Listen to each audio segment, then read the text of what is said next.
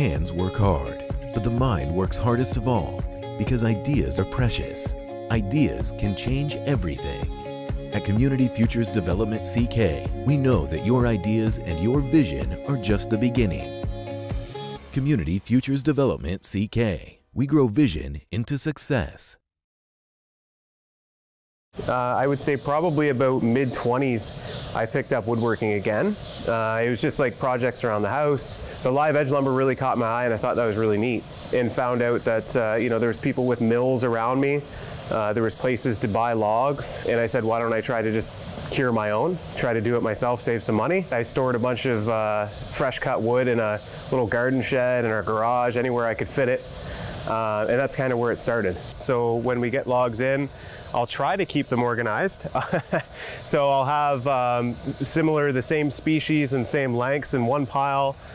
The little things like limbs that people used to not be able to use, we can now use those. So like those piles back there, they can make serving boards, charcuterie boards, things like that.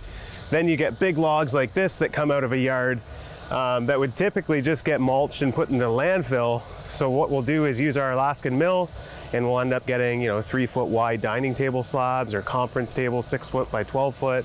What ended up happening is I had a bunch of excess and I knew I wouldn't use it all, so I started using Kijiji to sell some of the stuff, just green, fresh cut stuff, and then learn more about kiln drying as I kind of went on. And I quickly moved from the garage because we obviously didn't want to use up all the space in the garage.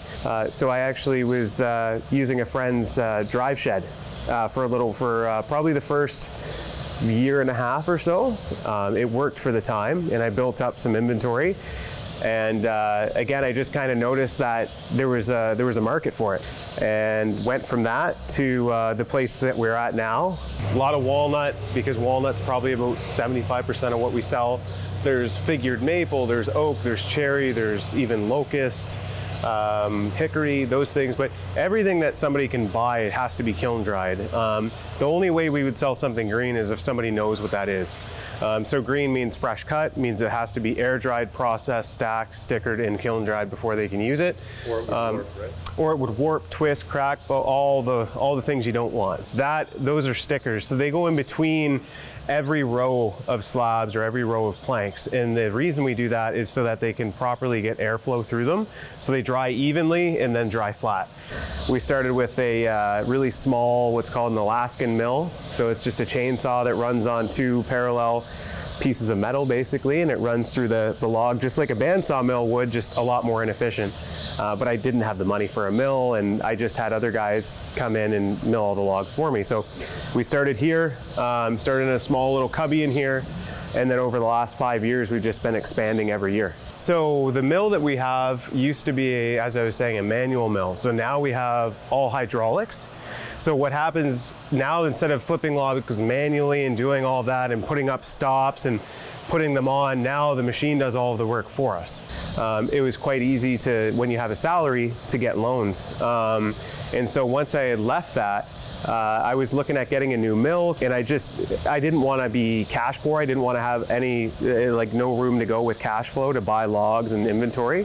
So I was looking for somebody to get a loan, and I was trying to do it through my bank. I tried a couple of applications, all of them weren't successful. So I ended up hearing about Community Futures through somebody else who had received a loan from them. And I said, oh, I'll give it a shot, right? Last hurrah, see if I can get it. The banks never asked me any questions about my business plan or my business or came out. Whereas Community Futures, I got an email asking specific things like, oh, I read this in your business plan, and what was that about? So they were actually interested. And then 2 people had come out, and they were so nice and actually saw what I was doing, realized, okay, yeah, he doesn't have a lot of money in the bank, but if wood's worth anything, he's probably got a decent amount here. And so they went back, and then within a few days they said, oh yeah, we can do the loan.